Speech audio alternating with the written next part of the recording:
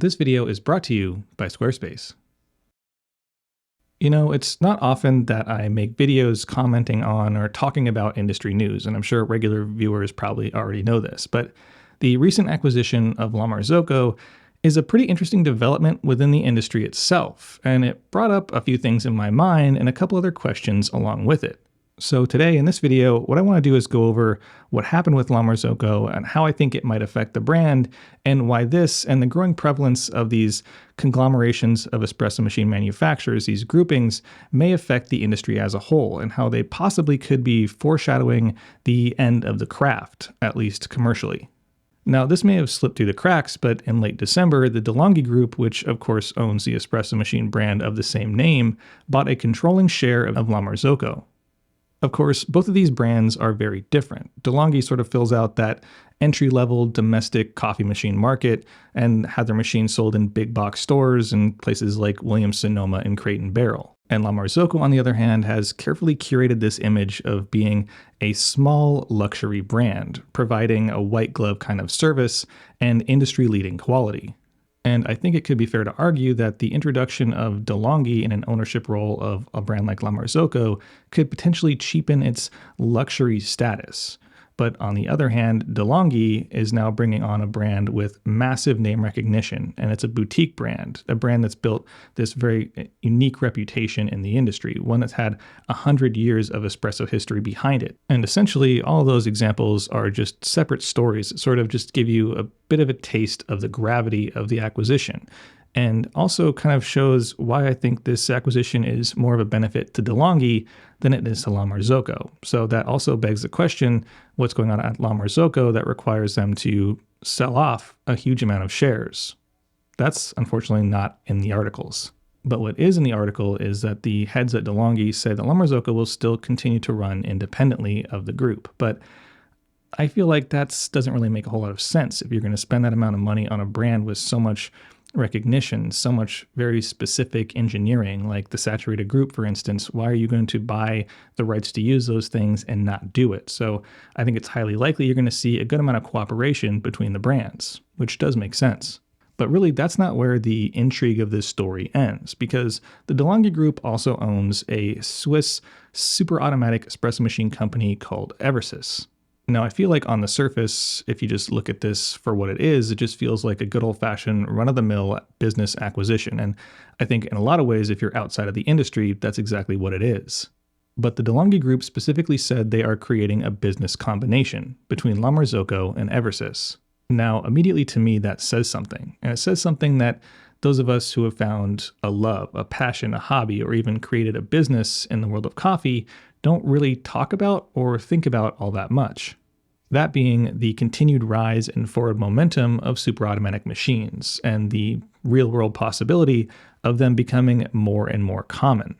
And of course, along with that comes the thing that, if you want to be hyperbolic, you could call it the death of the craft or the death of a barista. Now, I think that's a pretty interesting thought, and it immediately reminded me of a presentation made by Matt Perger at the 2015 out-of-the-box La Marzocco event. And once you get past the painfully unfunny intro... His name's not Perger, it's Perger like burger. Sounds like burger? Remember? Whatever, dude. Matt Perger attempting to channel his inner Steve Jobs and a weird sex toy tamper comparison, he does have some interesting points. On top of it being just a generally entertaining watch, because I don't think the folks at La Marzocco knew what his topic was going to be, and he just sort of sucks the air out of the room of all these folks who work for, work with, or people are trying to sell La Marzoccos to by telling them they're obsolete and that an espresso machine is just a kettle with a pump. So if you haven't seen it, I'll link to it down in the description. But for the sake of this video or this conversation, I think there's a couple points that he made or predictions that I find to be pretty compelling given the recent acquisition and combination of La Marzocco and Eversys. In one of those statements, he mentioned that the current state of coffee is already in a place or a state of transition that he called hybrid, and used electric cars as a parallel example, where we more or less made the slow transition of full gas to hybrid to bridge the gap of trust with consumers, to then go fully electric.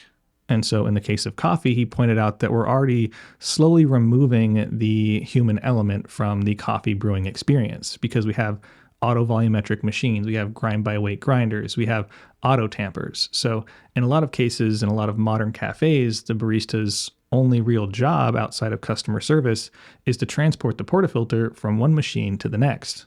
So I think it's pretty straightforward that as we see this transition from a very human-focused, hands-on situation and brewing situation for baristas behind the bar to a less and less hands-on situation. And soon we'll be moving into a phase where semi-automatic machines like your standard La Marzocco, like the one sitting behind me, will be more or less phased out, at least out of cafes. And of course, this isn't the first boutique craft-focused espresso machine brand to group up with a semi-automatic company. In 2017, Slayer moved in to be part of Cimbali Group. Synesso in 2019 became connected with Concordia, and now La Marzocco with Eversys in 2023. And I think that this relatively recent trend, at least from the outside looking in, of pretty well-known semi-automatic boutique brands grouping up with pretty well-known super automatic espresso machine brands may mean that they do see the writing on the wall and they don't want to be left behind in this progression. And having the ability to dip into each other's parts bin and research and development can allow you to make this hybrid state we're in now get pushed further and further and evolve into a situation where it's possible that cafes become more and more automatic. Another point that Matt made in this presentation is just the general importance of consistency. And obviously, human beings are far more inconsistent than a machine. And of course, in a cafe setting, consistency is key, especially to repeat customers.